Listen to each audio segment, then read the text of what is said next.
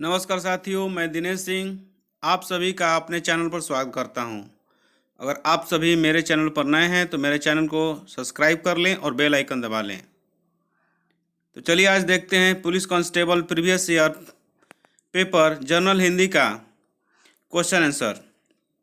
यह जो जितने सारे प्रश्न हैं वो पिछले यूपी पुलिस के परीक्षाओं में पूछे जा चुके हैं।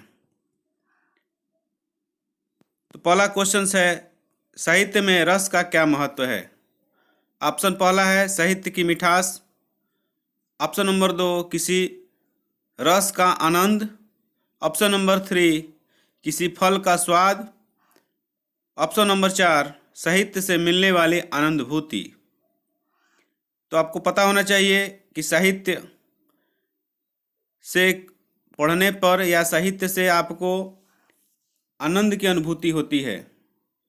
तो इस तरह से इस क्वेश्चन का सही आंसर है ऑप्शन नंबर 4, यानी कि किसी भी साहित्य को पढ़ने से आनंद की अनुभूति होती है।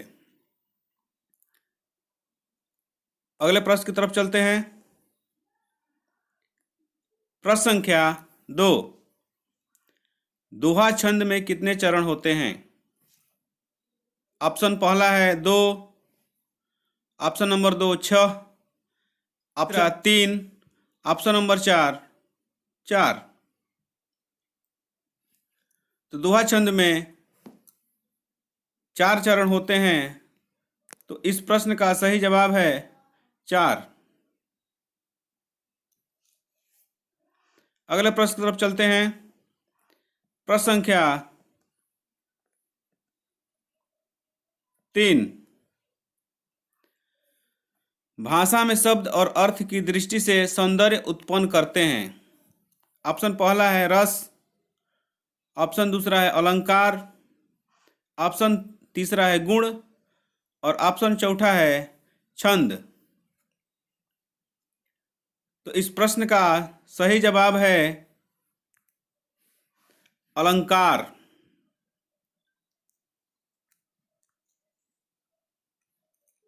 यानी कि भाषा में शब्द और अर्थ की दृष्टि से सौंदर्य उत्पन्न करने वाला अलंकार होता है। और अलंकार के मुख्य रूप से 3 भेद होते हैं, शब्दालंकार, अर्थालंकार और उभयालंकार। तो अगले प्रश्न की तरफ चलते हैं। प्रश्न संख्या 4,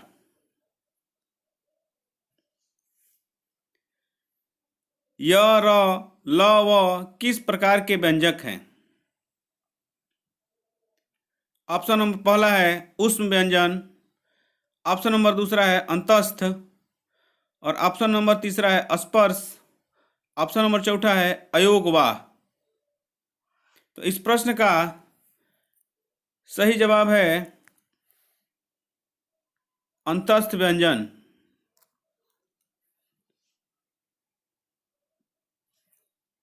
अगले प्रश्न की तरफ चलते हैं। प्रश्न संख्या 5, हिंदी में से कौन सा शब्द स्त्रीलिंग है? यहाँ पर 4 ऑप्शन दिए गए हैं। पहला ऑप्शन है कृपा, दूसरा ऑप्शन है मित्र, तीसरा ऑप्शन है कार्य और चौथा ऑप्शन है त्योहार। तो इस प्रश्न का सही आंसर है कृपा। यानी कृपा शब्द जो है वह स्त्रीलिंग है, बाकी के तीनों शब्द स्त्रीलिंग नहीं है। अगले प्रश्न की तरफ चलते हैं। प्रश्न संख्या 6, वचन किसका बोध कराता है? ऑप्शन नंबर पहला प्राणी या वस्तु के एक या अनेक होने का, ऑप्शन नंबर दूसरा प्राणी या वस्तु के एक होने का, ऑप्शन नंबर 3 प्राणी या वस्तु के अनेक होने का और ऑप्शन नंबर 4 प्राणी या वस्तु के लिंग का।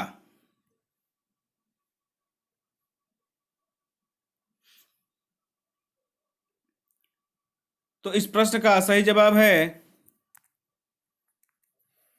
पहला, यानी कि वचन जो है किसी प्राणी या वस्तु के एक या अनेक होने का बोध कराता है। अगले प्रश्न की तरफ चलते हैं। प्रश्न संख्या 7, उसने टेढ़ी चाल चली वाक्य में कौन सा कारक है?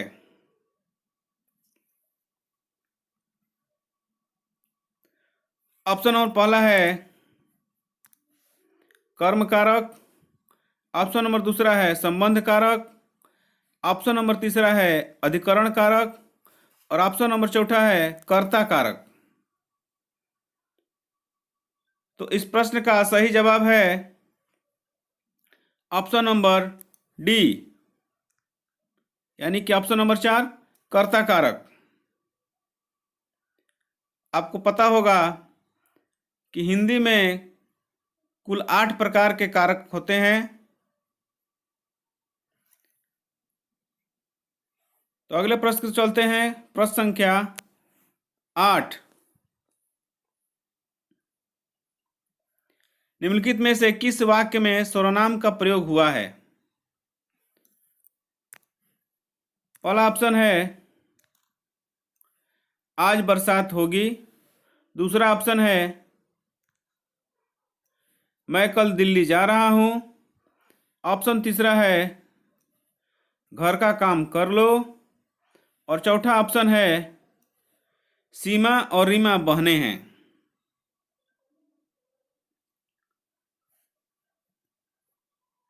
तो इस प्रश्न का सही जवाब है मैं कल दिल्ली जा रहा हूं, यानी कि निम्नलिखित में किस वाक्य में सर्वनाम का प्रयोग हुआ है? तो ऑप्शन दूसरे में सर्वनाम का प्रयोग हुआ है और वो सर्वनाम क्या है? मैं। अगले प्रश्न की तरफ चलते हैं। प्रश्न संख्या 9, विशेषण किस शब्द की विशेषता बताता है? ऑप्शन नंबर पहला है संज्ञा की, ऑप्शन नंबर दूसरा है कारक की, ऑप्शन नंबर तीसरा क्रिया की, ऑप्शन नंबर चौथा वचन की। तो इस प्रश्न का सही जवाब है संज्ञा की। अगले प्रश्न की तरफ चलते हैं। प्रश्न संख्या 10, कर्म के आधार पर क्रिया के कितने भेद होते हैं? पहला ऑप्शन है 3, दूसरा ऑप्शन है 4, तीसरा ऑप्शन है 6 और चौथा ऑप्शन है 2। तो आपको बता दें कर्म के आधार पर क्रिया के 2 भेद होते हैं, अतः ऑप्शन यहां पर चौथा सही है। अगले प्रश्न की तरफ चलते हैं। प्रश्न संख्या 11, व्याकरण में काल का क्या अर्थ है? ऑप्शन पहला है अंत, ऑप्शन दूसरा है समय, ऑप्शन तीसरा है पीड़ा और ऑप्शन चौथा है मृत्यु। तो व्याकरण में काल का अर्थ समय होता है, अतः यहां पर सेकंड नंबर ऑप्शन सही है। अगले प्रश्न की तरफ चलते हैं। प्रश्न संख्या 12, यह ताले की चाबी है, रेखांकित में कौन सा कारक है? ऑप्शन पहला है संप्रदान कारक, दूसरा ऑप्शन है अपादान कारक, तीसरा ऑप्शन है करण कारक और चौथा ऑप्शन है कर्ता कारक। तो ताले की चाबी में संप्रदान कारक है, अतः यहां पर पहला विकल्प सही है। अगले प्रश्न की तरफ चलते हैं। प्रश्न संख्या 13,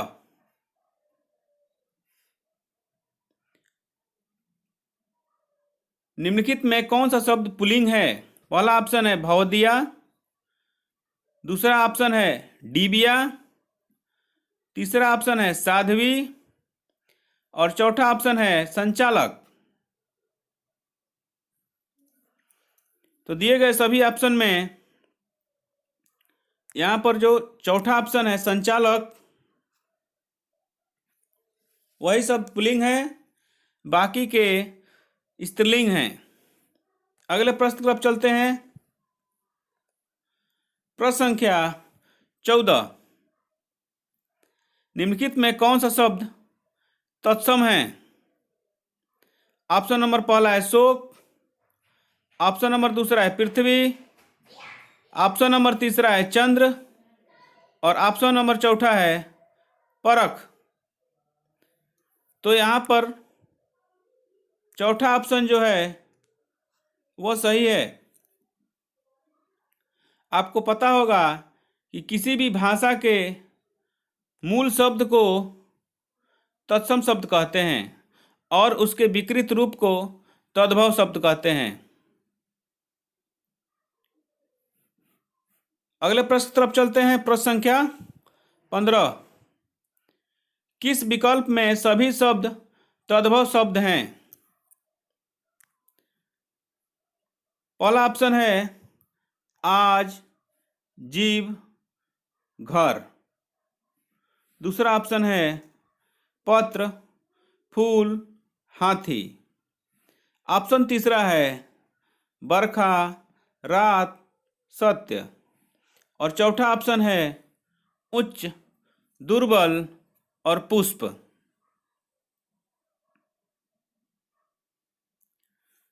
तो आपको बता दें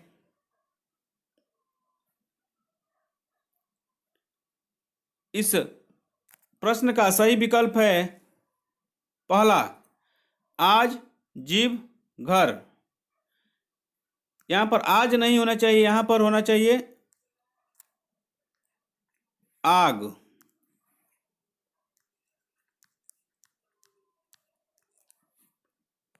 तो आग, जीव, घर।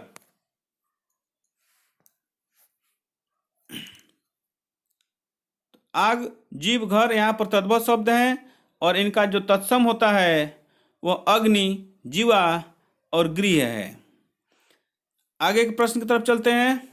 प्रश्न संख्या 16, दिए गए विकल्पों में से कौन सा विकल्प दूध का पर्याय नहीं है, यानी कि दूध का पर्यायवाची नहीं है? तो पहला ऑप्शन है दुग्ध, दूसरा ऑप्शन है पेय, तीसरा ऑप्शन है गौरस और चौथा ऑप्शन है अमीय। तो यहां पर चौथा ऑप्शन दूध का पर्यायवाची नहीं है, यह अमृत का पर्यायवाची है।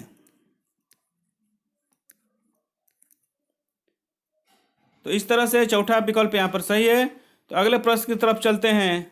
प्रश्न संख्या 17, सापेक्ष का सही विलोम शब्द होगा। पहला ऑप्शन है निरपेक्ष, दूसरा ऑप्शन है परोध, तीसरा ऑप्शन है प्रतिपक्ष और चौथा ऑप्शन है अस्पष्ट। तो इस प्रश्न का सही आंसर है सापेक्ष का विलोम निरपेक्ष।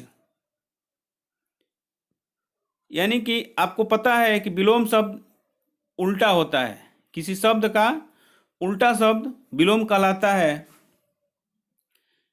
इसी प्रकार से कुछ शब्द हैं जिसके विलोम होते हैं, जैसे अपेक्षा का उपेक्षा, आर्द्र का शुष्क, अथ का इति, करुणा का निष्ठुर।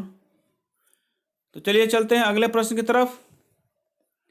प्रश्न संख्या 18, अंक। शब्द के अनेकार्थी शब्द समूह ज्ञात कीजिए।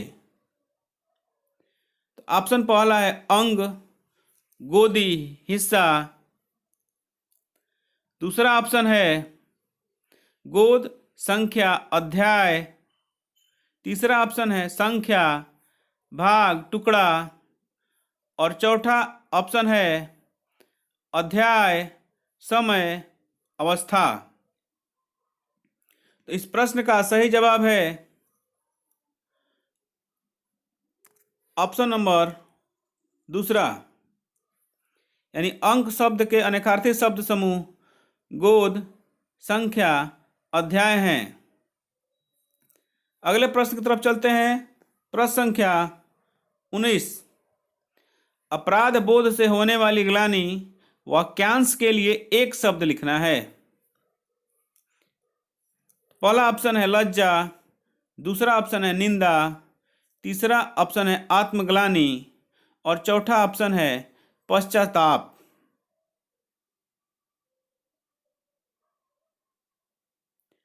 तो इस प्रश्न का सही जवाब है पश्चाताप।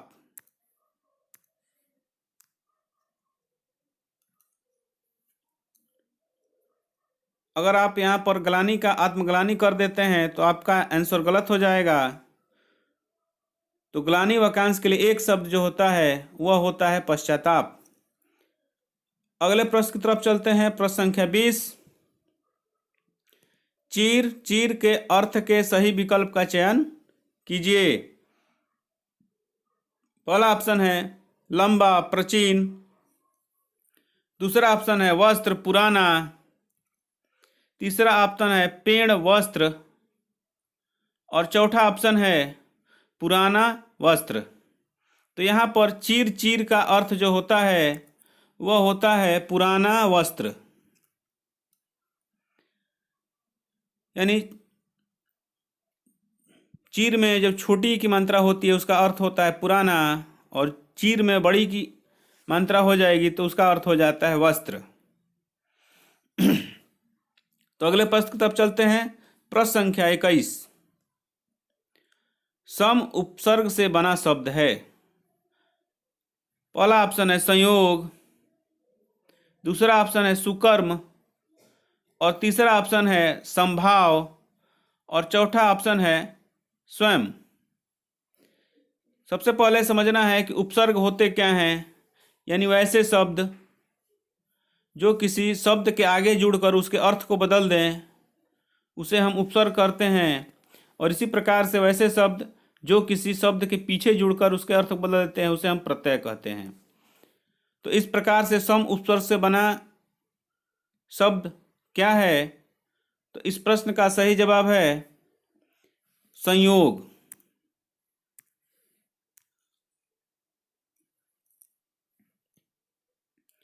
क्योंकि संयोग जो है सम और योग के मेल से बना हुआ है।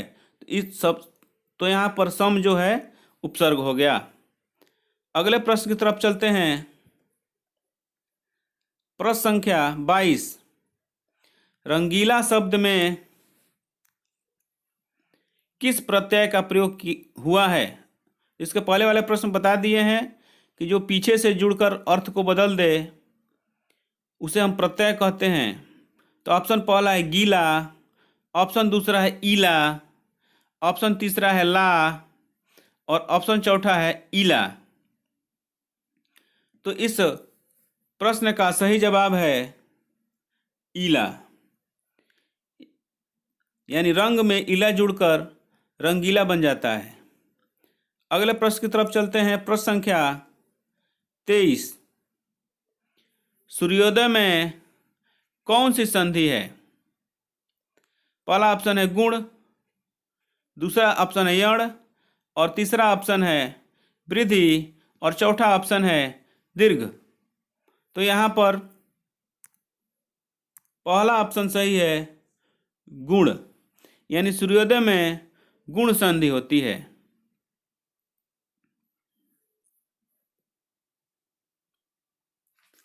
अगले प्रश्न की तरफ चलते हैं। प्रश्न संख्या 24। प्रश्न संख्या 24 में शुद्ध वाक्य का चयन करना है। तो पहला ऑप्शन है उसका शिमला जाना है, ऑप्शन दूसरा है उसने शिमला जाना है, तीसरा ऑप्शन है उससे शिमला जाना है और चौथा है उसे शिमला जाना है। तो इस प्रकार के अगर प्रश्न पूछे जाते हैं तो आपको प्रश्न के ऑप्शन को सावधानीपूर्वक पढ़ना है, तो आपको आसानी से पता चल जाएगा कि कौन सा ऑप्शन सही है। तो यहाँ पर ऑप्शन नंबर 4 बिल्कुल सही है कि उसे शिमला जाना है। अगले प्रश्न की तरफ चलते हैं। प्रश्न संख्या 25, सज्जन शब्द में समास है। पहला ऑप्शन है कर्मधारय समास, दूसरा ऑप्शन है तत्पुरुष समास, तीसरा ऑप्शन है द्वंद्व समास और चौथा ऑप्शन है द्विगु समास। तो इस प्रश्न का सही आंसर है ऑप्शन नंबर पहला, कर्मधारय समास, यानी कि सज्जन शब्द में कर्मधारय समास है। कर्मधारय समास में विशेषण विशेष से होता है या उपमेय उपमान का संबंध होता है।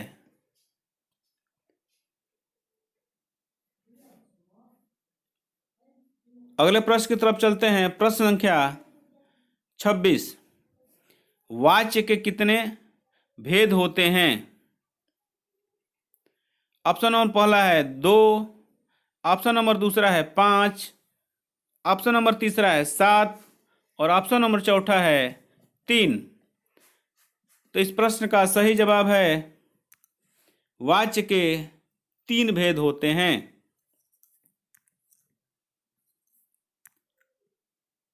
पहला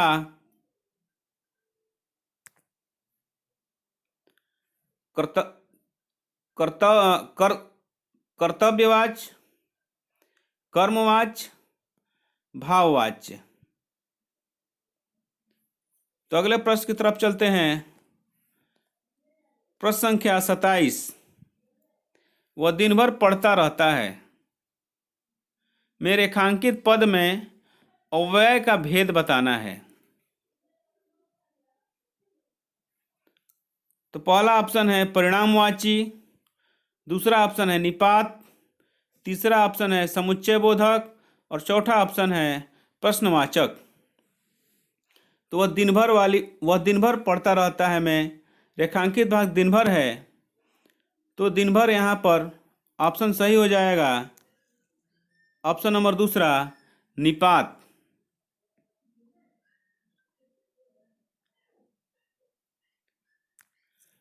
अगले प्रश्न की तरफ चलते हैं। प्रश्न संख्या 28, कोष्टक में दिए गए विराम चिन्ह का नाम है। यानी कोष्टक में यहाँ पर एक्सक्लेमेटरी सिंबल दिया है, यानी विस्मयादि बोधक। तो ऑप्शन आपका दिया है प्रश्नवाचक, अल्प विराम, पूर्ण विराम और विस्मय बोधक। तो इस प्रश्न का सही जवाब पहले बता दिया, विस्मय बोधक। आप देखेंगे हिंदी में कई सारे चिन्हों का प्रयोग किया जाता है, जिसमें कि पूर्ण विराम,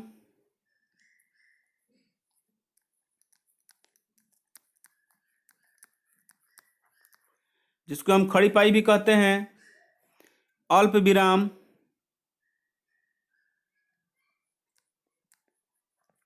जो कामा लगाया जाता है, योजक,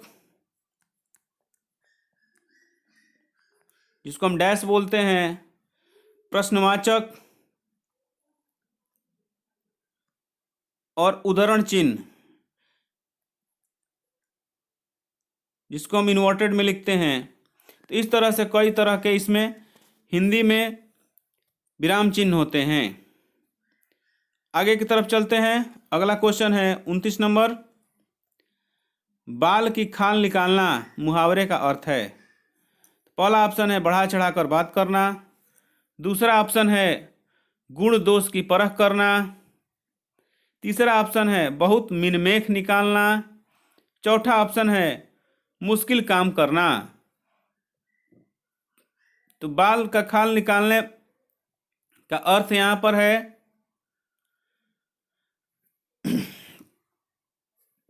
ऑप्शन नंबर सी,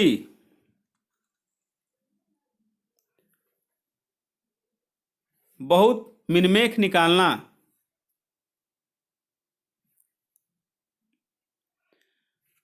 अगला प्रश्न है प्रश्न संख्या 30। 4 दिन की चांदनी फिर अंधेरी रात। लोकोक्ति का अर्थ है, पहला ऑप्शन है थोड़े दिन का सुख, दूसरा ऑप्शन है चांद न दिखाई देना, और तीसरा ऑप्शन है 4 दिन चांद दिखना, और चौथा ऑप्शन है सुख ही सुख होना। तो इस लोकोक्ति का सही अर्थ है थोड़े दिन का सुख। अगले प्रश्न की तरफ चलते हैं। प्रश्न संख्या 31। यानी कमायनी के रचनाकार हैं। पहला ऑप्शन है प्रसाद, दूसरा ऑप्शन है निराला, तीसरा ऑप्शन है पंत, और चौथा ऑप्शन है महादेवी। तो आपको बता दें इस प्रश्न का सही ऑप्शन है प्रसाद। प्रसाद जी का पूरा नाम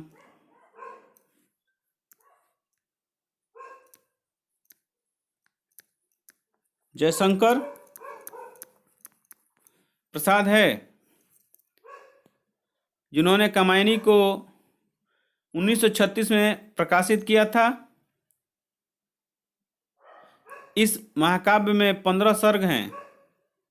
तो अगले प्रश्न की तरफ चलते हैं, और यह आज का और इस क्वेश्चन सेट का अंतिम हिंदी का प्रश्न है। आज का यह अंतिम प्रश्न, निम्नलिखित में से रीत काल के कवि हैं।